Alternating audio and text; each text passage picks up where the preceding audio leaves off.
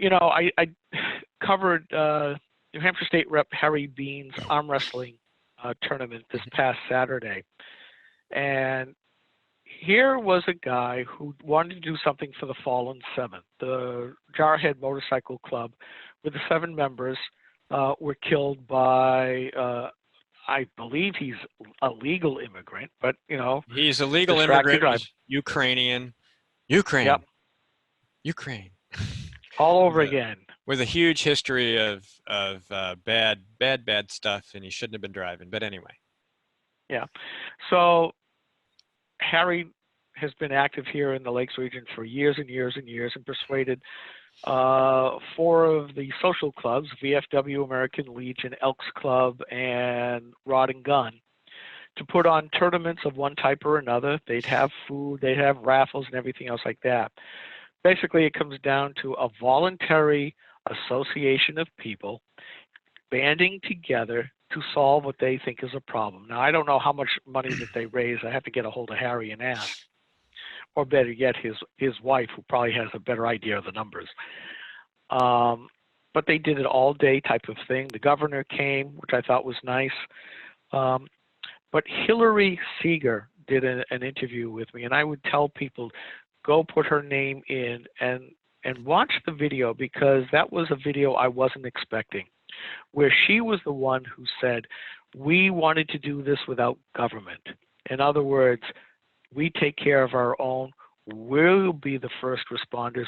We will voluntarily give of our time and our treasure to help others in need. And I'm forever saying this about, that's the kind of America that de Tocqueville found back in the 1830s and 40s, the French philosopher, politician, who was just so blown away because he knew what governments did back in Europe, especially his home country of France. The government was involved in everything. And he saw for the lack of a better term, a sapped philosophy on the part of his countrymen, where they'd say, well, somebody's got to do something about it, let government take care of it.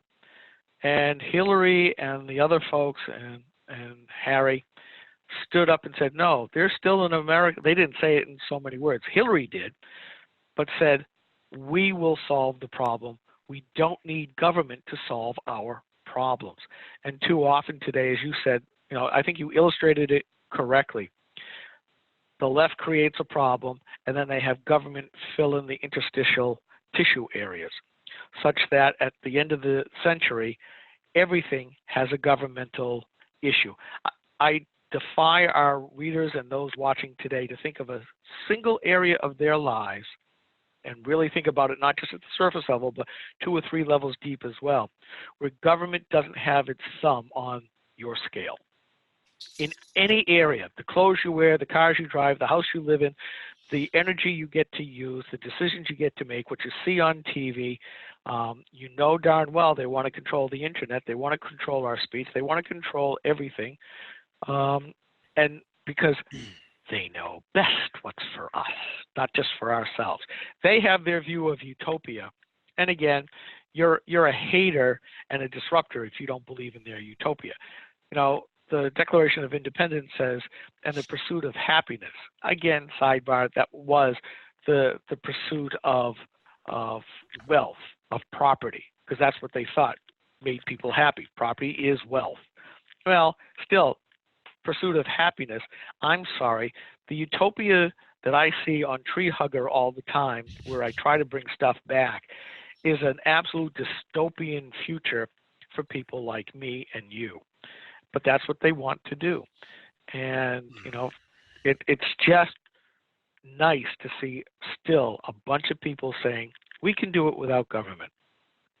Yeah. Now, did that sort of fit into your topic on infringements, or did you want to expand on that? Well, I guess when you have it writ large, it's absolutely an infringement. That everywhere you try to go, there's government looking back at you. If you want to help feed the poor, you have to have government involved because you have to have the right setups, you have to have the right materials, you have to have the right food handling propositions. You just can't go and mix up a whole bunch of lasagna, go down to your local park and say, you hungry? Here, have a paper plate and a fork, have at it. That we have covered on a number of occasions where people who just want to voluntarily help others in need are shut down by government saying, you're not doing it our way. But the infringement I was actually looking at was more of, again, the Democrat pres wannabes that have all decided that they will rule, especially Elizabeth Warren, Kamala Harris, Pete Buttigieg. Well, not quite so much him, but he's well down the path. But certainly the cultural name appropriator, Robert Francis O'Rourke, Beto O'Rourke, is all about infringement. Now, what am I talking about? Second Amendment, the operative phrase, which the left will absolutely deny until you say, okay, do you remember how to diagram an English sentence? Do you know what a prefatory clause is? And they always try to dismiss that. Oh, but you're in favor of killing little school children, right? I mean, always jumping off the rhetorical cliff. But shall not be infringed. We see this here in New Hampshire. We've written about it a lot this past session because of New Hampshire State Rep Catherine Rogers, abetted by New Hampshire State Rep Deborah Altschiller, and a few others, who say, well, we agree with the Second Amendment, we support it, but we have some common sense things we need to do about it. Common sense. No, they're not common sense. They're infringements. And I think we on the right have to start using it is an infringement. We need to, at some point, get them on record to say, how far are you going to go down this road before it becomes an infringement? It's like abortions. It used to be with Bill Clinton, rare. What was the three things? Rare, safe, and something else.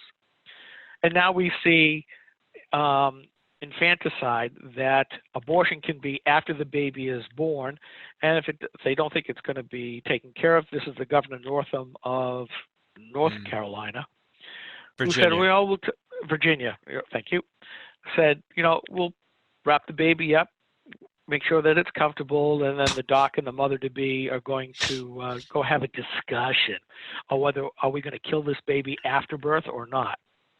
Same thing with guns and the Second Amendment. Certainly here in New Hampshire, the New Hampshire Constitution is much stronger in this than what the U.S. Constitution is, mostly because it's written in a little bit more updated English language. But to what point is infringement? You take a modern AR-15. I mean, it's basically the hot rod of, when I was growing up, hot rods were everything. I had a 67 Camaro. Boy, I had a lot of fun and spent a lot of money on it. It's a lot of fun to play with. But an AR-15, sort of like the stereos way back then, you could swap in this piece, swap in that piece, upgrade this, upgrade that. An AR-15 allows you to do the same thing. But because it's mostly black, unless it's painted a cherry frost type of paint color, obviously. Right. You can put in, swap out the barrels, change the caliber, add this accoutrement, add in lights, lasers, scopes, all kinds of stuff. Basically it's a Leatherman tool set. You need a tool, here's the one that you want to get. But they keep saying, okay, you can't have this, you can't have that, you can't have this, you can't have that. It's always no, no, no, no. At what point can you say that's an infringement? California, one gun a month. You have to have a background done for ammunition. You can't buy it out of state through the internet. No, you were not allowed to have a 50 caliber rifle like a Barrett. It's always one little slice at a time. And I really think that what they really want to do is get it so that you all you can have is a single-shot .22 Derringer. Well, you still get to own your gun, don't you? As long as it doesn't have lead in it, you can throw it by hand. That's it. Yeah, really. And then it's still But assault. but at some point, conservatives have to start doing to them what they've done to us for years. Alinsky's rules for radicals. When they keep saying this is common sense, this is common sense, those of us, the people of the gun, as they sometimes derisively call us, have to say, where does it stop? You know, you didn't stop with abortion. You ran it all the way from conception all the way out to post-birth. So that means there's no limits to what you can authorize. What about guns? Is there some kind of spot where it's obvious that there's an infringement, that you cannot go past that? I know that those anti-gunners, Moms Demand Action, Every Town, I mean, they're not just anti-gun. They are pro-civilian disarmament. And at what point do we stand up and start calling them out for it? I went to a number of the hearings this past session, and not once did I hear anyone say, including myself, say, at what point is it infringement? And nail them down to, here is the place where you will not go. Now, Steve, you and I both know that the slippery slope exists for a reason, because the Democrats are always making us slide down to the mud puddle at the end. And we know that they don't stop. It's always incrementalism. They'll go for the big gulp if they get the chance, like back in 2006 when they decided to redefine marriage to be same-sex.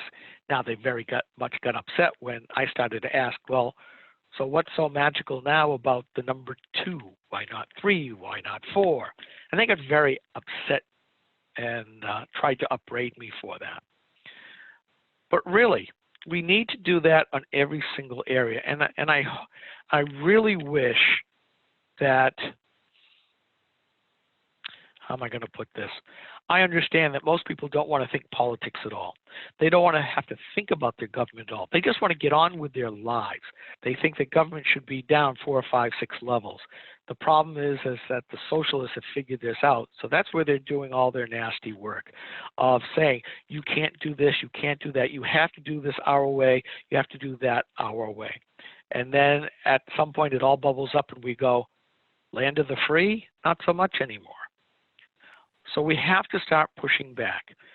I did get a commenter, and I think I sent it around to all of the Groksters saying, you know, people love us for what we're doing because we do push back. We are trying to show them how to fight back. You know, the right to know request that I do, the political activism that you're doing, what Kimberly and Susan are doing in women's firearms. I mean, all of us are political activists and not just bloggers. You know, Don Ewing with the Tea Party up in Molten Borough, the Lakes Region Tea Party. I can go down the list. Every single person who writes for Granite Grok doesn't just write, but does. We have to be more of leaders to say, this is what you have to do. This is what you have to look out for. And then come to us. We'll help you with the techniques to try to push back. Yep, absolutely. And I talked about that when I was in Ringe. I need to do a shout out apology. We were supposed to be at the Brookline GOP yesterday, and I completely forgot. And I was sent an email last night or this morning that said basically, hey, what happened? And I'm like, oh my God, I just completely spaced it. It didn't pop in my calendar. So we owe the Brookline GOP a visit at some point and an apology. But yeah, we otherwise are very active, and we have made a point to try to get out and be in the public eye, to do the Grok meets, to go to GOP meetings and talk about Granite Grok and what we're doing and who these people are and how they're involved. And so it's very important. It's not just the blogging. It's not just sharing news. It's not just sharing opinion. It's actually on the ground activism in the state every week by at least 1 or 2 or 5 or more of the people associated with this website. So it's important. And we try to share that excuse me, when we can. All right, so we have a few minutes left. I want to do a quick roundup. I have the hiccups, pardon me, of this Ukraine story because it's still developing. It's the latest thing, you know, since sliced bread and Russian collusion. But just to give you a quick rundown of how things have gone within the last 2 weeks, maybe. So first of all, there was no quid pro quo in the White House transcript, as the whistleblower seems to have claimed. Biden said that he didn't know any executives at Burisma, but there's a picture of him golfing with one in the Hamptons. The Bidens with his son. With his son, yes. The Bidens lied about Hunter receiving $50,000 a month from Burisma as a board member. And Burisma being the Ukrainian gas company, oil company. People know that, yes. And it was actually more like $160,000 a month. Ukraine had already opened or reopened an investigation into Burisma 4 months before the Trump phone call, which means there really was no point to a quid pro quo, which is why there isn't one in the transcript. President Zelensky was not even a president of the Ukraine when that investigation was reopened. They did it back in February, March, and April. The whistleblower was a Democrat who worked for Joe Biden under Obama. And we just learned yesterday that Joe Biden may have received as much as $900,000 from Burisma laundered through his son's lobbying firm. So Biden's running around saying none of this stuff's true and all of these things are lies. And this latest impeachment thing is going on. And President Trump, you know, they've been saying, hey, you got to send us documents. Hey, you got to let people testify. And he said, look, you have to vote to introduce articles of impeachment. And until you vote, I'm not giving you a damn thing. So screw you. And they can't vote because this entire facade has fallen apart and it's just collapsing around them left and right. And I mean, I don't think they have the votes to actually begin the inquiry, let alone impeach him. So it's interesting. And I guess the latest thing is now that since he said that he's not going to assist them with an investigation that hasn't formally been launched with a vote, they're calling it obstruction again, which I think I predicted. I'm pretty sure. So. Well, not only that, there's now news out there, and I have to admit, I've been sort of offline quite a bit this last month. Hopefully, the most esteemed wife is getting better and I can get back more into the saddle. But I think I read briefly today or yesterday that there are a bunch more of whistleblowers. And I'm thinking, how many people are on these calls of what's going on? It's like it is lawfare, and that's the word that you used earlier in another context. But it really is lawfare against President Trump and those with him. You know, the story just came out where two of the associates of Rudy Giuliani have now been indicted or arrested for campaign fraud. I don't know if it's true or whether it's a setup or what have you, but it just seems that there's never anybody on the left that's getting in trouble, just those that are friends or work for Trump, or those who are friends or work for those who work for or friends of Trump. It just seems rather suspicious. Let me boil that all down, that whole friends and friends thing. Okay, so this has been planned and plotted for well over a month and a half, perhaps 2 months, and they're just rolling it out. We got whistleblower one, that story fell apart. Now we have stories about other whistleblowers. Those stories are probably going to fall apart. That means you have to start, because they need media, they need press, they need to keep putting pressure on the mainstream airwaves. And so now they're going to start indicting friends of friends, as you said, anybody associated with whom they think that they've investigated already, that they think they can trigger a news flash or a bulletin or an update, because the massive weight of all these false rocks and lies that they're building up is going to topple down and destroy Trump. And so far he's been like, no, it's not.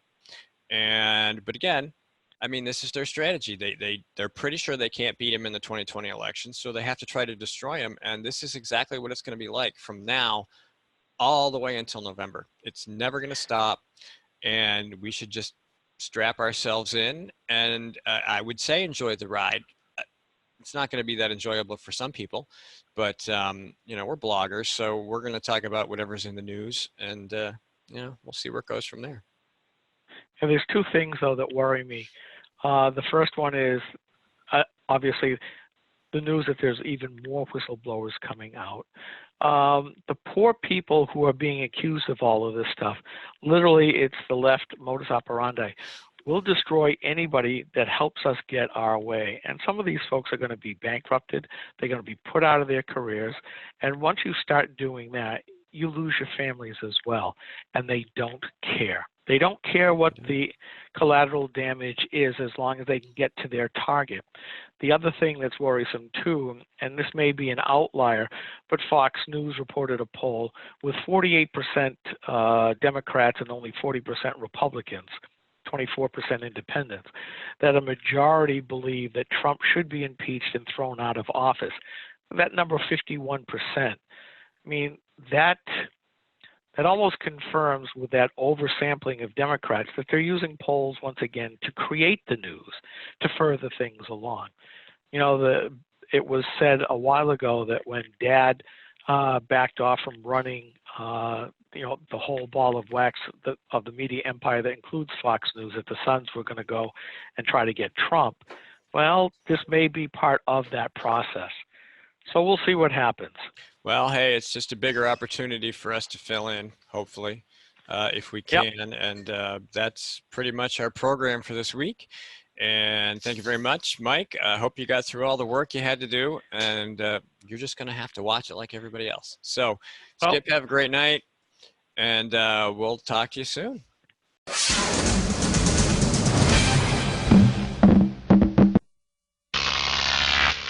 GrokTV.